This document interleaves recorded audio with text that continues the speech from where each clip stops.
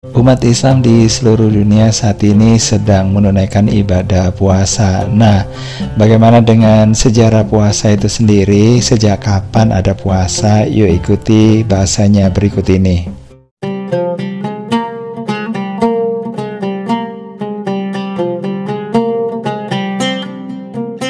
Puasa pertama kali dilakukan oleh umat manusia sejak zaman kuno ya, tapi untuk menetapkan secara pasti kapan dan oleh siapa praktek ini pertama kali dilakukan cukup sulit ya untuk diketahui. Tapi jika kita melihat dari sudut pandang agama-agama besar, maka kita bisa melihat perkembangan puasa dalam konteks agama tersebut. Seperti dalam agama Hindu, puasa ini telah menjadi bagian dari praktek keagamaan Hindu sejak zaman kuno. Dalam kitab suci Hindu seperti Mahabharata dan Ramayana, ini terdapat banyak cerita tentang puasa yang dilakukan oleh tokoh-tokoh agama Hindu. Sementara dalam agama Buddha, Siddhartha Gautama yang kemudian menjadi Buddha dilaporkan melakukan puasa yang ekstrim selama periode pencariannya akan kebenaran spiritual. Tapi setelah mencapai pencerahan, Buddha menekankan jalan tengah dan menyarankan para pengikutnya untuk menjaga keseimbangan dalam praktik spiritual. Sementara untuk agama Kristen, puasa juga telah ada dalam tradisi Kristen sejak awal zaman gereja ya. Nah, misalnya Yesus dilaporkan melakukan puasa selama 40 hari di padang gurun sebelum dimulainya pelayanan publik. Puasa memiliki beragam praktek dan makna ya dalam berbagai agama. Seperti di Hindu, di dalam agama Hindu, puasa seringkali dilakukan sebagai bentuk pengorbanan dan penyucian diri. Puasa sering terkait dengan ritual keagamaan tertentu atau perayaan seperti Navaratri, di mana umat Hindu berpuasa selama 9 hari berturut-turut untuk mempersembahkan pujaan kepada Dewi Durga. Sementara di agama Buddha, praktek puasa bisa bervariasi tergantung pada tradisi atau aliran kepercayaan. Puasa dapat dilakukan sebagai bagian dari meditasi atau praktek spiritual untuk membantu mengendalikan hawa nafsu dan mengembangkan kesadaran. Dengan dalam agama Kristen, puasa sering terkait dengan masa-masa penyesuaian diri dan refleksi, seperti pada masa prapaskah sebelum Paskah ya, di mana umat Kristen mempraktikkan puasa sebagai bentuk kesiapan rohani untuk merayakan kematian dan kebangkitan Yesus Kristus. Sementara untuk di agama Yahudi, nah ini puasa seringkali terkait dengan perayaan-perayaan tertentu seperti Yom Kippur yang merupakan hari penebusan dosa. Pada Yom Kippur, umat Yahudi berpuasa sebagai bagian dari upaya untuk membersihkan dosa-dosa mereka dan mendekatkan diri kepada Tuhan. Puasa dalam agama Hindu seringkali melibatkan penghindaran makanan tertentu atau pantangan selama periode waktu tertentu. Selama puasa, umat Hindu umumnya ini juga menghindari daging dan alkohol serta melakukan aktivitas spiritual seperti berdoa, meditasi, dan mengunjungi kuil untuk memperdalam hubungan spiritual dengan dewa atau dewi yang dipuja. Dalam agama Buddha, ini puasa seringkali terkait dengan praktik meditasi dan kesadaran. Puasa dapat melibatkan pembatasan makanan dan minuman selama periode tertentu untuk membantu mengendalikan pikiran dan emosi, serta mendukung praktik spiritual yang lebih dalam. Kalau di Kristen, puasa melibatkan penghindaran makanan tertentu seperti daging atau makanan yang dianggap mewah selama periode tertentu seperti Prapaskah atau Hari Jumat Agung. Nah, selama puasa umat Kristen juga mungkin meningkatkan praktik doa, pembacaan kitab suci, dan pengabdian diri kepada sesama. Dalam agama Yahudi, puasa dalam agama Yahudi seringkali dikait-kaitkan ya dengan perayaan-perayaan tertentu ya, seperti di Yom Kippur. Selama Yom Kippur, umat Yahudi berpuasa selama 25 jam, mulai dari matahari terbenam sampai terbenam keesokan harinya lagi. Nah, selama puasa umat Yahudi berfokus pada introspeksi doa dan pertobatan atau dosa-dosa mereka. Puasa itu dianggap sebagai hari penebusan dosa yang paling suci dalam kalender Yahudi. Puasa dalam agama Islam ini memiliki sejarah yang kaya dan penting dalam pengembangan agama. Puasa Ramadan adalah salah satu rukun Islam dan praktik yang sangat dihormati oleh umat muslim di seluruh dunia. Puasa dalam Islam pertama kali diwajibkan pada tahun kedua Hijriah atau tahun kedatangan Nabi Muhammad SAW ke Madinah. Saat ayat-ayat yang mengatur puasa dalam Al-Quran diwahyukan, puasa Ramadan ditetapkan sebagai kewajiban bagi umat muslim pada tahun kedua Hijriah pada bulan Ramadan, bulan ke-9 dalam kalender Islam. Nah, sebelum kewajiban berpuasa Ramadan, umat Islam ini melakukan puasa secara sukarela. Namun setelah perintah untuk melaksanakan puasa Ramadan diwahyukan, puasa menjadi salah satu kewajiban utama dalam Islam. Puasa Ramadan ini memiliki banyak tujuan, diantaranya untuk meningkatkan spiritual, mengendalikan hawa nafsu, mengasah disiplin diri, menumbuhkan empati terhadap orang-orang yang kurang beruntung, serta memperkuat hubungan dengan Allah SWT. Selain puasa Ramadan, ada juga puasa sunnah lainnya yang dianjurkan dalam Islam seperti puasa pada bulan-bulan haram seperti Muharram, Rajab, Zulqaidah, dan Zulhijjah.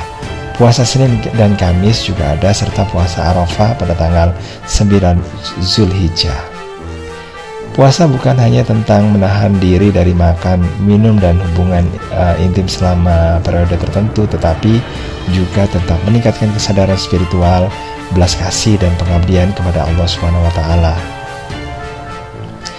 Nah, untuk ayat yang memerintahkan puasa Ramadan ini dapat ditemukan dalam surat Al-Baqarah ayat 183 yang artinya adalah, hai orang-orang yang beriman, diwajibkan atas kamu berpuasa sebagaimana diwajibkan atas orang-orang sebelum kamu agar kamu bertakwa. Ayat ini menegaskan bahwa puasa Ramadan diwajibkan atas umat muslim dengan tujuan agar mereka mendapatkan tingkat kesadaran spiritual yang lebih tinggi atau bertakwa.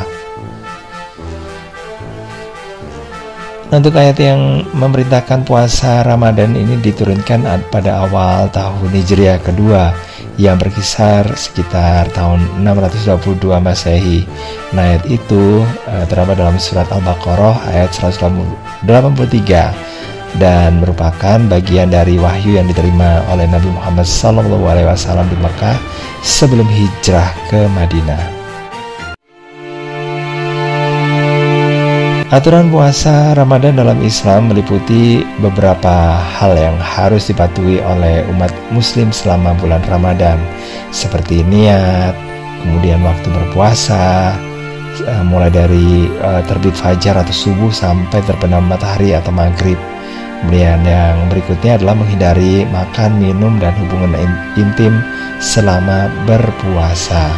Kemudian tidak berbuat dosa. Nah, selain menahan diri dari hal-hal yang membatalkan puasa secara fisik, umat Islam ini harus diharapkan ya untuk menjauhi perilaku dosa dan meningkatkan kualitas spiritualitas mereka. Kemudian yang diwajibkan lagi adalah menjaga lidah, mata, dan tindakan. Selama berpuasa, umat Islam ini diharapkan untuk menjaga lidah mereka dari perkataan yang buruk, menjaga mata dari hal-hal yang tidak pantas dilihat, dan menjaga tindakan agar tetap sesuai dengan nilai-nilai Islam. Kemudian yang dilakukan lagi adalah di akhir bulan Ramadan ini umat Islam diwajibkan untuk membayar zakat fitrah sebagai bentuk kepedulian terhadap sesama yang kurang mampu. Dan selama menjalankan puasa, umat Islam dianjurkan untuk meningkatkan ibadah mereka seperti sholat, membaca Al-Quran, berzikir, dan melakukan amal kebaikan lainnya. Ada beberapa perbedaan ya antara puasa dalam Islam dengan puasa dengan agama yang lainnya. Di mana yang pertama adalah tujuan dan maknanya ya. Puasa dalam Islam, khususnya bulan puasa Ramadan, nah ini ya, Maksudnya di puasa dalam bulan Ramadan, nah ini memiliki tujuan utama untuk meningkatkan kesadaran spiritual, disiplin diri, serta menguatkan hubungan dengan Allah Subhanahu wa Ta'ala. Sementara dalam agama lain seperti Hindu, Buddha, Kristen, dan Yahudi, tujuan puasa mungkin berbeda tergantung pada keyakinan dan tradisi masing-masing. Sementara untuk durasi, nah waktunya ya, puasa dalam Islam, terutama puasa Ramadan ini memiliki waktu yang telah ditetapkan mulai dari terbit fajar atau subuh hingga terbenamnya matahari atau maghrib selama 1 bulan penuh. Sementara itu dalam beberapa agama lain durasi dan waktu bisa bervariasi ya, tergantung pada tradisi dan perayaan yang diikuti juga.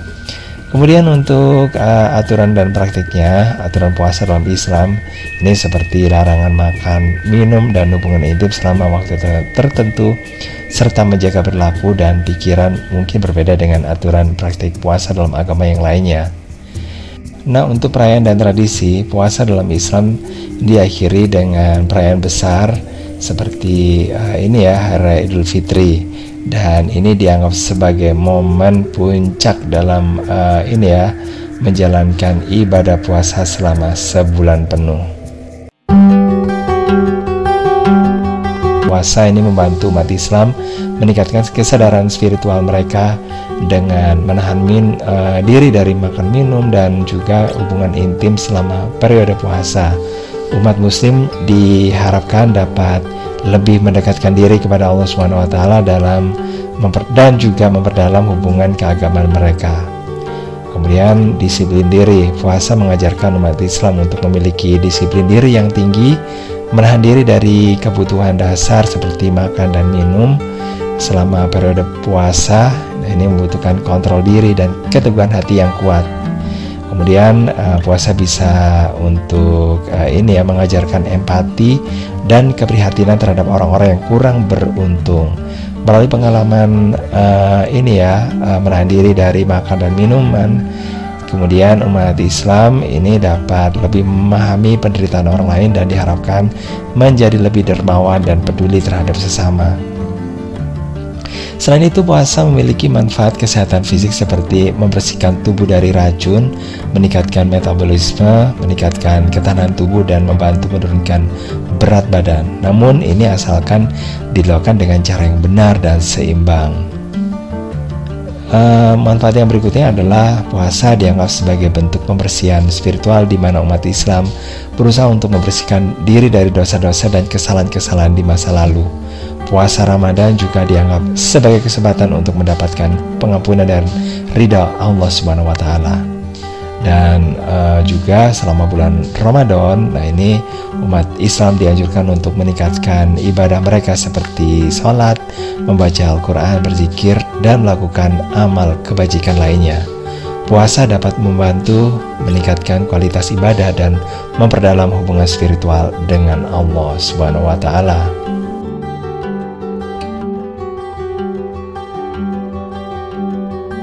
Oke, itu tadi bahasan kita untuk kali ini tentang puasa. Mudah-mudahan bermanfaat, dan kalau ada tambahan atau ralat bisa tulis di kolom komentar, dan jangan lupa untuk like, subscribe, komen, dan share untuk mendukung channel ini.